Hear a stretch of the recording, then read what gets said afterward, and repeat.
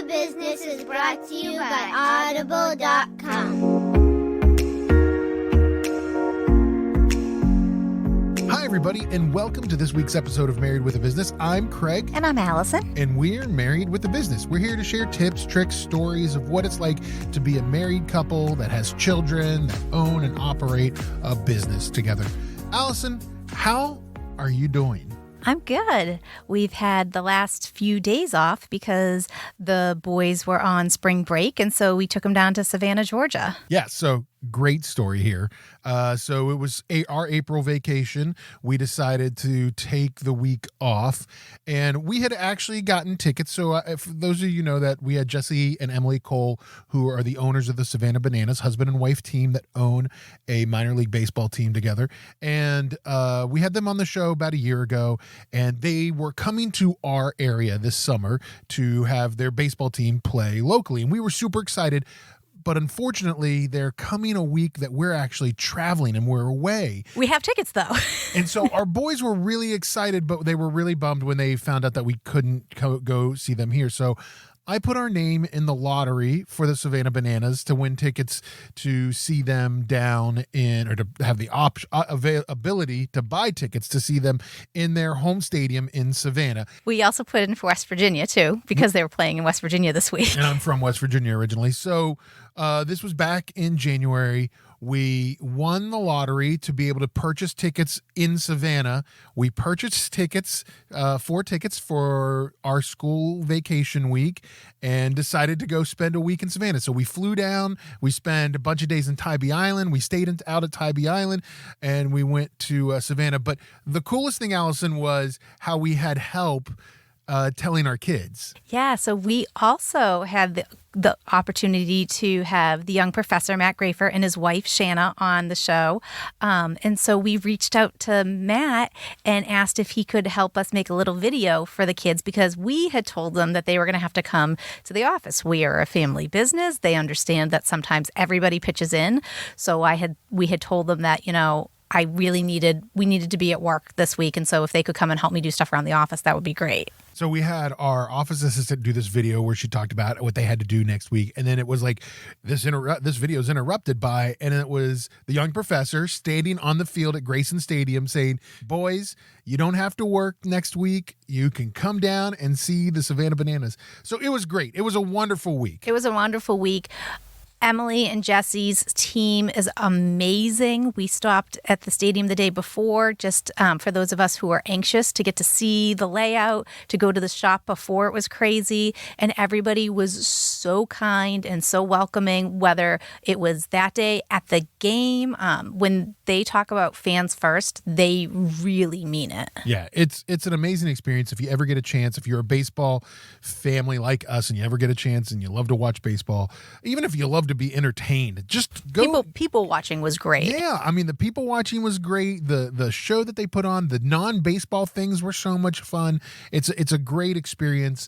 Definitely check it out, SavannahBananas.com, if you haven't before. Speaking of baseball, Allison, we are kicking off our baseball season for our family with Little League and everything. And so this is going to be our last episode for a little bit. This is the last episode of season 5. And so we wanted to talk about, as we come into what we consider our busy time of the year, how we handle that. Yeah, and I think we all, as business owners and people who have families, whether you have kids, little or big, or you're in that sandwich generation, I think we all have seasons of the year that are more crazy and busy. And if we are you and I have to be intentional about how we approach it, because otherwise it is chaos and things fall through the cracks and we get frustrated with each other. So today I thought would be a good time to talk about, as we're really getting into this season, how we're managing kind of that calendar planning, life planning, and maybe there are some good tips for other people out there. Yeah, and While our business isn't necessarily overly seasonal, we do see an uptick in our calls and the phone ringing when the weather starts to get nice. We own a remodeling business. People get outside and they start to pay attention to their house. And, we're in New England, so people hibernate in the winters up here, it feels like sometimes. And so that first sunny weekend, our phone starts to ring off the hook as well. So business gets busy. And then on top of that, we have one boy that's involved in Boy Scouts. So Boy Scouts gets really busy in the spring and summer because there's lots of camping out and there's lots of, overnights and those kind of things. And then our other son plays on three different baseball teams. And so there's his whole schedule and multiple practices and games a week. So in addition to the fact that we also help take care of our parents. So there is a lot that goes on. And so I think one of the things that for Allison and I is it's really focusing on and being intentional about how we manage our schedules and how we work together doing that. Right. We don't want to say no to anybody, right? There's lots of things we want to do, we need to do. People are asking from us at work, at home. So one of the things that we've talked about recently is reminding ourselves of what our values are, and so that we can say yes to the right things and politely say no thank you to the things that aren't getting us towards our goals or that don't meet our family's values. Yeah, and I think it's one of those things where we've talked about Michael Hyatt before on here, and we've talked about, a lot of the things that he has out there. One of the things that Michael Hyatt, we've talked about before is the Living Forward book and his plan. It's a proven plan so that you stop like drifting. So you stop like saying yes to everything and doing everything and start to be able to focus on what is important to you, like Allison said. And so we definitely recommend that. Another thing that Michael Hyatt has that we work with a lot is also his Full Focus Planner. And we use a lot of different things to manage our schedule, Allison, and I think that they each have a purpose. And it sounds, I think to some people, they would say, well, why do you use three different ways of managing your calendar and managing your schedule? But I think each one has its own sort of purpose. The Full Focus Planner is sort of our individual thing. Yeah, we use that planner. It's got a spot for us to talk about, to list out our goals for the year and then little action items. But then every day it's got a page for us to what are the things that we have to work on today and what is our calendar for today, which is really helpful in managing those to-do lists. Right. So you put on that everyday calendar, you open to that page, you write down your top 3 items that you have to get done today. Then you write down whatever items that, either need to get done today or soon. And then from there, the next thing that we kind of use is the Google Calendar. So a lot of people know Google Calendar. You can have it so it pops up on your phone. We share calendars. We have multiple calendars that we share with each other, with our coworkers. Everybody in our business has a Google Calendar, so they can schedule their days and their meetings, so everybody can kind of see where everybody goes. Yeah, we utilize the Google Calendar as that kind of big picture, long range blocks of time. It's set up, it's linked to your calendar so clients can get on your calendar and you can block off when people can't meet with you. And that also gives us, our team, the ability to look at it and say, oh, I can meet with him, we can do something. And then in terms of how we use it for our family, we are all linked because it gives us the ability for you to look at my calendar and see if I have availability for something, me to do the same. And our oldest son is almost 12, and so we just set up his Google Calendar as well. Not because I expect him to manage it, but as part of that executive functioning skills. Instead of him constantly coming to me and saying, when is this, when is that, I'm still managing it for him, but I'm starting to direct him to say, check your calendar. That way he can know when he is at Scouts, when he is working at the Snack Shack, those kind of things. And our Google Calendar is definitely our sort of big picture, long-term planning calendar. We're putting things on our Google Calendar, anywhere from 2 weeks to 2 years in advance in some instances. Well, and the reason we do that is because what gets scheduled gets done. If we don't put things on the schedule for 6 months from now, we may always be too busy to have that meeting, to go on that date, to plan that event. Yeah, so a lot of times it's like you and I sitting down and going over that Google Calendar and talking about, 6 months from now, we're going on vacation. We want to take a week off. Let's block that week off. Or we want to go away for a long Columbus Day weekend. Let's block those days off so that nothing else does get scheduled during Right. this If we don't manage our own time, someone will manage it for us. And then, Allison, the last sort of those three things that we use, the last one is our weekly calendar that we keep in the kitchen on a whiteboard. And this is again going back to that very rudimentary, not digital, right there in front of you. And the one thing about this calendar that I think, there's a lot of things to talk about, but the one thing is this weekly calendar. This is when you and I sit down at pretty much every weekend. It's usually Sundays. It's usually sometime on Sunday morning. It just depends on our weekend schedule. But we sit down and we kind of write out and talk about and plan out that calendar for the week. Yeah, and I use this as more of the personal things. It doesn't have our work things on it unless those meetings are going to overlap into the end of the day or the beginning of the day where personal things would be happening. And I use just the week look because the month just gets too overwhelming for me. Things change by the end of the month. So if we're looking at the week ahead, then we can kind of get on the same page of who's going to make dinner, who's taking which kid in which direction. If you have a baseball meeting that I don't know about, or if I have one of my association meetings that you might not have paid attention to, that's when we have a chance to go over those kind of things. Yeah, so we sit down and you kind of fill it in, and then we talk about, like, we say, okay, Monday night we're going to pull a freezer meal out. Tuesday night we're going to cook, here, we're going to do that. So we talk about who's making dinner, we talk about who's taking the kids where, if one of them one of our children has OT and tutoring, so like we have to figure all of that out. And that's all planned just that week. We don't talk about the following week. We don't talk about the previous week. We talk about what has to happen that week. And I do that for me because I can get overwhelmed really easily when we have so many things going on, or if things are moving around. It helps me really focus on what do I have to worry about in the next couple of days. Do I have to get to the store? Do I have to pull something out for dinner?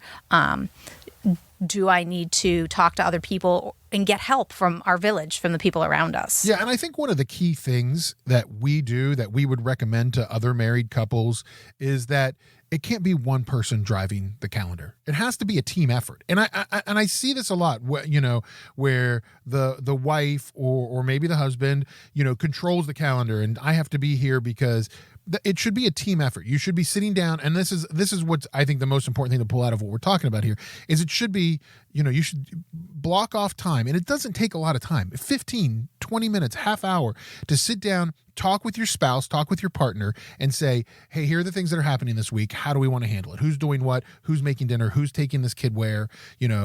Those are all things that should be, sussed out as a team. Communication. Every time we have another couple on, that's what it's all coming down to. Sitting down and having those conversations, everybody pulling their own weight. Yeah. And I think the other thing to realize and to have as part of that conversation, and to also have a conversation if it's with your kids or with your team members for your business, is that whole concept of divide and conquer, that you can't both be at everything all the time together. And for me, I think that's the hardest part. I think me less so than you, I want to be at both boys' things all the time and be engaged and involved with them. And I think this is the first year that's not going to be possible. Yeah, and I think for me, it's been easier because I think part of it is my job, being a salesperson, having my schedule always have been so sort of crazy and up and down and malleable. I have missed things over the years. There are things that I have an appointment I can't get to. You have to take the kids to something. So I think for me, it's a little easier to say, hey, I'm going to miss that, or hey, I'm going to miss this. Your schedule has been a little bit more set, historically. And so I think that for you, it will be a little bit harder, now that next Saturday, the kids have to be in two different places. Right. So we had to talk about, okay, Craig, you're going to do baseball. Allison, you're going to do scouts. And that's how, we have to divide. And when we had kids, we determined that that's how my schedule was going to be. I was going to be that primary caregiver. I would make sure that they got to things. And so it's very difficult now that they're old enough to have their own desires. And I just, this time you're going to get them you're going to go deal with the baseball stuff, and I'm going to deal with the scout stuff. Yeah. So I'll be sleeping on the ground if you want to come visit. It was, and a few weeks ago, I had to miss most of a baseball game because I had another meeting that I had to attend. So there are times where, you do have to talk about and figure out like who's going to handle what and who's going to go where. Another thing, Allison, and this kind of goes. One of our oldest is a Boy Scout. He's super into it. He's really excited about working towards his Eagle Scout, which I'm excited for him about. But you have to be prepared, and part of you and I have always talked about, we're fans of Dave Ramsey. They're, like everything, there are things you like and things you don't like about how people teach things, but Dave Ramsey helped us work our way out of debt when we were young, and we found it young. And one of the things that we always said is he always talked about, sometimes you just got to eat rice and beans, right? And like, we are not go out to dinner people. It's not that we don't like to go out to dinner. It's just that it's expensive to go out to dinner. And if I'm going to go out to dinner, I'd rather go out fewer times and have a really nice experience. Yeah, I'd rather go to a nice place, less often than go to an okay place all the time. So one of the things we talk about is figuring out meal planning. And I have so many friends. We have so many friends that are in our social circles that, they'll get done with scouts or get done with baseball and they'll have to go feed their kids. So they'll just go down the street to the pizza place and buy pizzas, or they'll go to the sub shop and get subs. And that's something that you and I have really worked on. I almost died. The first baseball game we had was on a Thursday, and we left school. We went to OT. We ran straight to the baseball field. So I stopped to pick up subs. I couldn't believe how much money it cost us. And I just wasn't prepared for it. And I said, we just can't do this all season. I was just reading an article from 2018 out of Forbes magazine that was talking about the average going out to dinner is almost 5 times more expensive than making something at home. Wow, that's crazy. In 2018. And think about that. Like, I would say that we go out to eat or get takeout 2, maybe 3 times a month during our busy year. When we're planning. And so, one of the things that we talked about 2 weeks ago was getting back on top of the meal planning. And so, making sure we do some make-ahead freezer meals. We spent, as actually Easter Sunday, and we made like 6 or 7 freezer meals that we put in the freezer that one of us can pull out and just pop in the oven or heat up, so that the kids and us are eating that and not going out and spending, $60, $70, $80, $100 on feeding our family. And the other thing that we started doing last year was we signed up for Home Chef, which is one of those meal kits that they'll send straight to the house. So we do that once or twice a week at most. And what's nice about that is because I don't cook, there's very easy to follow instructions. There's fresh stuff. It's a little bit more money than cooking at home from scratch, but definitely better than getting takeout. Oh yeah, it's definitely more cost effective than getting takeout as well. So Home Chef is great. And if you'd like to try out Home Chef, there's a link on our resources page. Just go to marriedwithabusiness.net and click on the resources page, and you can get a link right to Home Chef right there. And the other thing, Allison, is snacks. So again, the kids, they get out of these events, they get out of scouts, they get out of baseball, they get out of school, and they're starving all the time. Instead of stopping at whatever CVS or the grocery store and picking up snacks, we kind of also plan that ahead as well. Yeah, instead of almost every day, can we go to Dairy Queen? Can we go to Dunkin' Donuts? Nope, I have a Tupperware container in the back with non-perishable snacks that are healthy, that they can eat those on their way from school to the next event after a game. That also cuts down on 1, the amount of time I'm spending going places, and 2, constantly stopping to get snacks. And that way it's a treat when we do stop. So, I would say that there are a lot of tactics, especially in your busy times, but just all the time. But there are a lot of tactics that you can use if you are busy, both at work and at home, and you're managing all of these schedules. I mean, there's some definitely things that you should try. Schedule however is best with you, right? If you're a Google person, use Google. If you like a written planner, use a written planner. I think as many ways to make it clear and concise and communicate it clearly to your partner and your children and your team members at work is the best way to go. And we're very lucky to be in a time when technology can help us with a lot of these tasks, from scheduling to having the food orders ready to go. We saved an hour and a half at the grocery store the other day just by putting our order in advance. And that also helped our budget too, because we just got what we needed. Right. And I mean, even like writing out and printing out the menus for the week. Like we do that. Our weekly menu is written and printed out on the refrigerator. So I don't have to think about what am I going to make on Wednesday? I already know what I'm making on Wednesday. Do that 1 or 2 weeks in advance so that you're ready for that. And yeah, make ahead meals, pre-plan. And I think the biggest thing, Allison, is when you're doing all of this, when you're planning all of this, when you're doing the schedule, to do it together. Yeah, and it doesn't take a lot of time. A little bit of time up front will save you guys a ton of time and aggravation over the next week. Right. And I think it helps too with the communication and just the overall relationship. So definitely check that out. Allison, another thing that people could check out is a free 30 days of Audible. You can get that from us. Just go to audibletrial.com/bizmarried, B-I-Z married, and you get a free 30 days of Audible. I've got a book I'm going to recommend, and that's just because we were in Savannah and we experienced the Savannah bananas. And so Jesse Cole's book, Fans First, Change the Game, Break the Rules, and Create an Unforgettable Experience, is great. And you can hear Jesse read it on Audible for free, 30 days. It's a great book. I've listened to it once already. I'm ready to listen to it for a second time. And once you're done with that, you can check us out on social media, on Instagram @BizMarried with a Z, or on Facebook, Married with a Business, and see more of what we have to share. Yeah, and also check out our website, marriedwithabusiness.net. It's got everything there, from the resources that we've talked about to links to some of these items that we even talk about, like the Full Focus Planner and some of the books that we talk about as well. So check that out, marriedwithabusiness.net. Listen, we'll be back in a few months. We're going to take baseball season off, I guess. I mean, we like we said, we're busy. We have to manage our schedule. And but we'll come back with some more great interviews in season 6 and a lot more for you to learn and listen from. If you want to join us and be interviewed, just visit the website and fill out the form, and we can reach out to you and talk to you some more. That's right. Thanks for listening, everybody. And remember, not only is it important to focus on your business, but also your marriage, because we're married with a business.